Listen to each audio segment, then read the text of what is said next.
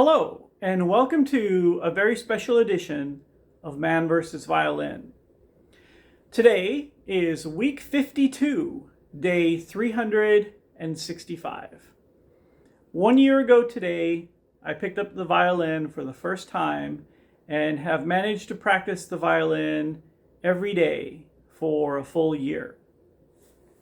To commemorate that event, I wrote an original piece.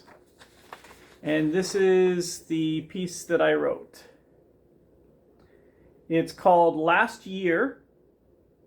And like I said, it's an original piece, but maybe because I've been practicing primarily out of the Suzuki book, it kind of sounds similar to tunes from the Suzuki book.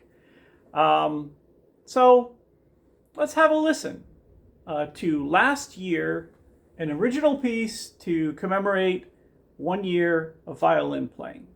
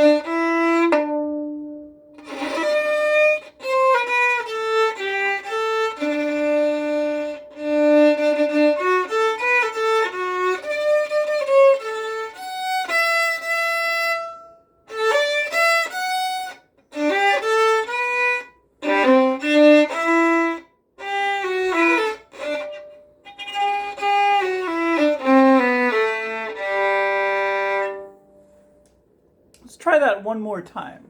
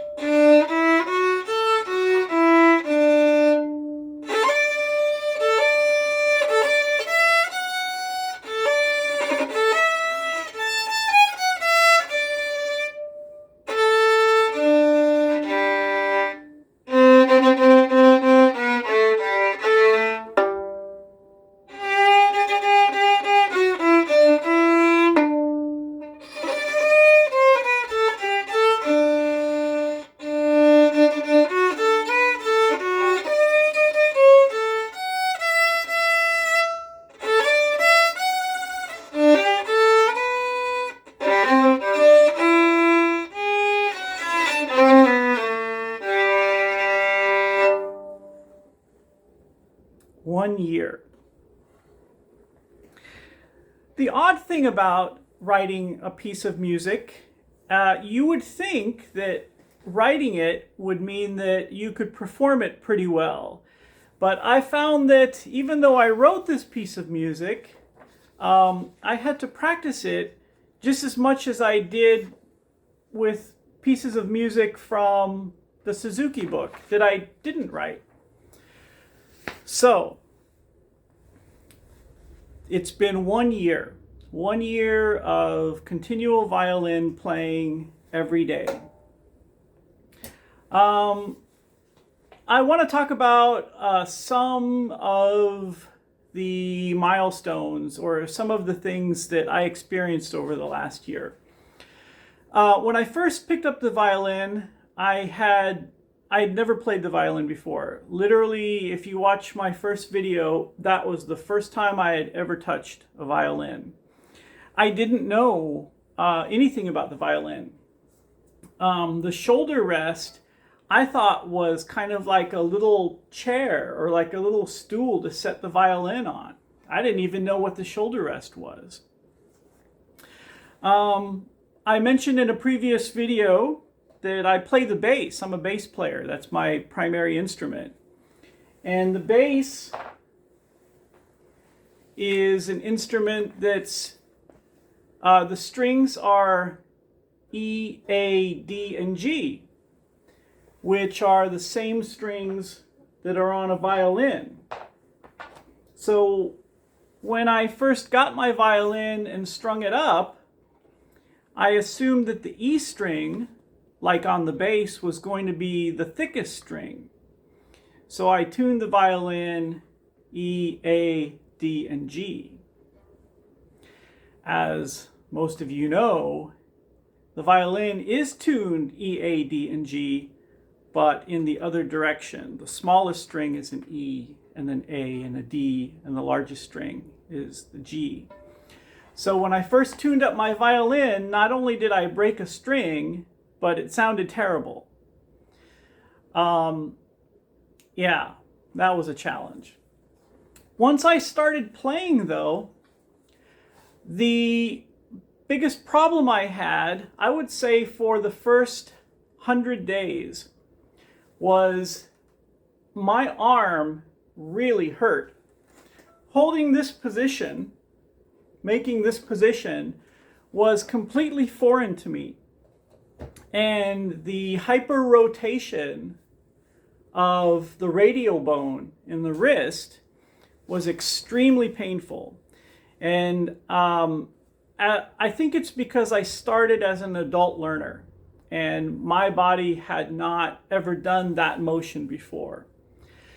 And so I didn't know if I'd be able to continue because it was really painful. And I thought, wow, this shouldn't really be hurting as much as it is.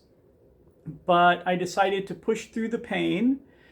And after about 100 days, so after a little over 3 months, the pain subsided and eventually went away. And I find now that this is not this hyper rotation to hold the violin. I don't even notice it anymore. So one of the big takeaways over the last year was that as an adult learner, having to retrain my body to even hold the instrument. Holding the bow has been difficult as well. Not painful, but difficult to try and get a good sound from the bow. And it took about 300 days of continual playing until I started to hear every now and then a nice clean bow sound. But you hear with my playing now, it's not, I would not say it's a clean playing sound, but compared to where it was 6 months ago, 9 months ago, it's much better. One thing that I never did is I never put on any tape or anything to help find the notes. And I did this deliberately because I wanted to train my ear to hear if I was sharp or flat. And I still find myself oftentimes sharp. More, I would say sharp more often than flat. But I'm able to hear it better and I'm able to self-correct myself. So that's one thing that I feel like has improved. Another thing that's improved is my ability to read music. So with the bass, I mostly play by ear, but I use a lot of tablature. There is no tablature for violin, and I had to learn how to read actual sheet music. And this, I'm glad I was put in the position to have to learn to read music. I'm by no means a great music reader, but I'm able to recognize basic notes and able to find them on the fingerboard much better than I was a year ago.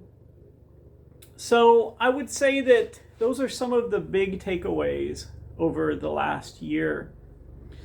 It took about 200 days, I would say, before I felt comfortable holding the violin where it didn't feel odd. What I mean by that is with the bass, when I play the bass, it doesn't feel like I'm holding something. It just feels like a natural extension of my body. And that's because I've played it for so long. So it took about 200 days before the violin started to feel like just an extension of my body, where I wasn't aware that I'm holding it. And that's something that I think just takes time. So what's my plan for the future? I plan on continuing with the violin. I really like the violin, and I'd like to learn to play bluegrass music. Going into the second year of my violin playing, I want to work on my third position. And one thing I absolutely cannot do is vibrato. So I want to practice a little vibrato. But going into the second year, I will not be practicing every day. I'm going to practice, I'm going to finish out the week, and then I'm going to deliberately take a break. I'm going to take a break for a couple days because I don't want there to be that pressure that, oh, I have to keep this streak going. How long can I go playing every day? I did a year. Quite honestly, I'm surprised I was able to do a year. But that's where the streak ends. I'm going to take a couple days off and then not worry so much about trying to make sure I practice every day. But I am going to try and practice as often as I can. I'm going to try to practice every day, but if I miss a day here or there, it's not that big of a deal. I would also like to thank everybody who made comments and gave suggestions over the last year. I read all the comments and suggestions, and I tried to take them to heart. I tried to listen to what people who have much, much more experience with the violin than I do, what they suggested, and it's been very helpful. So one of the things that I was asked by someone is, why do you make these videos? Why are you doing these videos? So if you watch my videos, you'll see that I'm not particularly talented. I've only been doing this for a year. There are probably many people out there who at 1 year play much better than I do.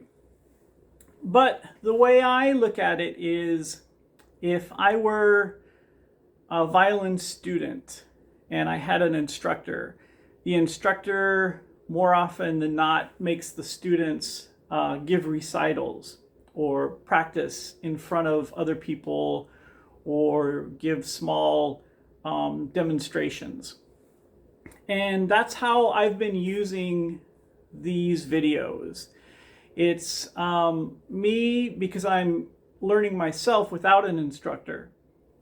I'm trying to, I want to use these videos to put myself out there and take that risk of showing my progression. Just as if a violin student or a piano student would have to give a recital in front of other people to just kind of push themselves a little bit more.